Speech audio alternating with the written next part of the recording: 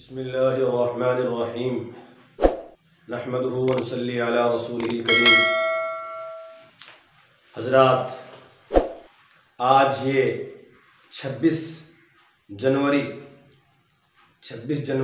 का जो दिन है और जो ये जश्न मनाया जाता है पूरे हिंदुस्तान में, इसको बड़े जोश व खरोश के साथ और बहुत ही खुशियों के साथ मनाया जाता है।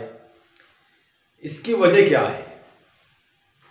26 जनवरी को हम इसलिए मनाते हैं कि हमारा जो देश आज़ाद हुआ अंग्रेज़ों के चुंगल में हमारा ये देश फंसा हुआ था। अंग्रेज़ों की यहाँ पर हुकूमत थी, अंग्रेज़ इस देश को चलाते थे। लेकिन हमारे उलमा ने और हमारे बड़ों ने, हमारे अकाबिर ने और बहुत सारे दूसरे लोगों ने भी, हमारे दूसरे भाइयों ने भी इस देश के लिए अपनी कुर्बानियाँ पेश की हैं, अपने जान और माल को इसके लिए कुर्बान किया है। उसके बाद जाकर फिर 15 अगस्त को ये देश आज़ाद हुआ। 15 अगस्त को ये देश आज़ाद हुआ और 26 जनवरी सन 1950 को 26 जनवरी सन 1950 को इस देश में अपने कानून नाफिज हो गए। यानी कि हमारे जो अपने कानून थे उससे पहले तक 1950 26 जनवरी से पहले तक अंग्रेज़ों के जो कानून थे, अंग्रेज़ों के जो आइन थे, अंग्रेज़ों के जो आर्टिकल थे, वो यहाँ पर चलते थे। लेकिन 26 जनवरी 1950 को हिंदुस्तान के अपने कानून, हिंदुस्तान के अपने आइन यहाँ पर नाफिज हो गए और अपने कानून चलने लगे। इसलिए 26 जनवरी को मनाया जाता है जोश व खरोश के साथ।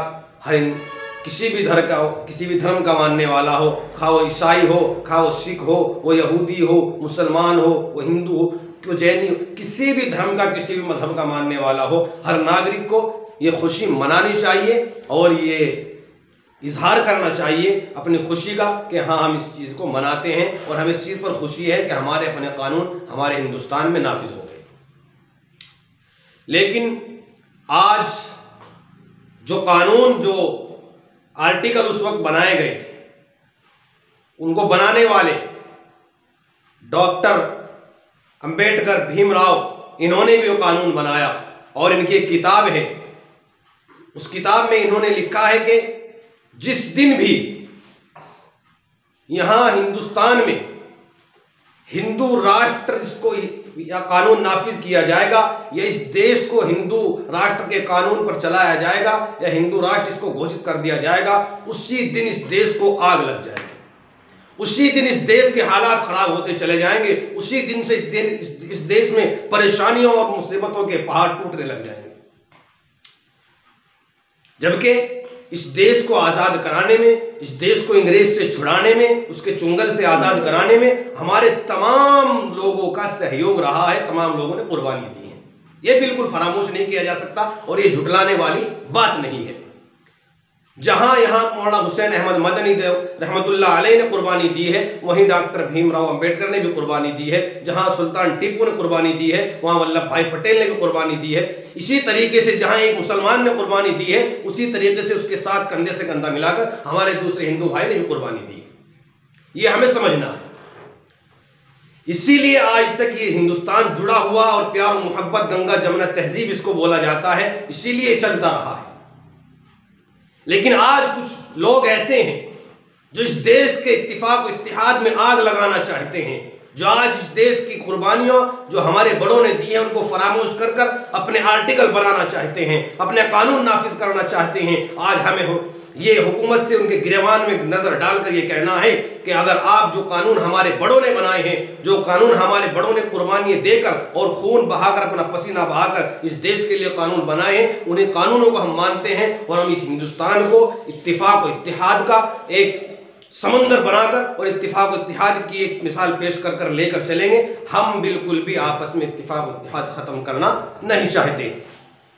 इसलिए हमें ये तमाम चीज़ों को सामने रखना है कि हमें हिंदुस्तान में रहकर इत्तिफाक और इत्तिहाद को कायम रखना है और इत्तिफाक और इत्तिहाद को कायम रखकर अपनी इस तहजीब को, अपने सकाफती को और अपने इस बड़ों के पैगाम को दूसरों तक पहुंचाना है।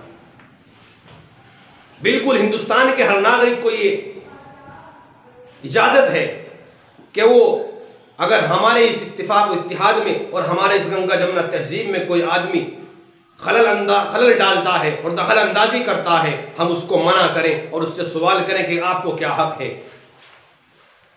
मेरे भाइयों, जब तक हिंदुस्तान अच्छी तरह से चलता रहा और इसमें परेशानियां नहीं आई, उसकी एक वजह यह थी कि हिंदुस्तान में तमाम मजहब के रहने वाले इत्तिफाक व इत्तिहाद के साथ रहते थे। सारे जहां से अच्छा हिंदुस्तान हमारा, हम बुलबुले हैं इसकी, ये गुलिस्ता हमारा, ये हमारा नारा है और हम इसकी बुलबुले हैं, ये हमारा गुलिस्ता है। इसलिए हम सबको ये समझना है कि पूरा हिंदुस्तान हमारा है और सबका है, इसलिए सबको इसकी हिफाजत करनी है जैसे हमारे बड़ों ने की है। इसलिए मैं तो ये कहना चाहता हूं कि जितनी कुर्बानियां दूसरे लोगों ने दी हैं, हमारे दूसरे भाइयों ने इस देश के लिए कुर्बानियां दी हैं, उतनी ही कुर्बानियां हमारे उलामा ने, हमारे अकाबिर ने, उलामा देवबंद ने भी दी हैं। हमें यह फरामोश नहीं करना चाहिए और नहीं बोलना चाहिए। दिल्ली के चांदनी चौक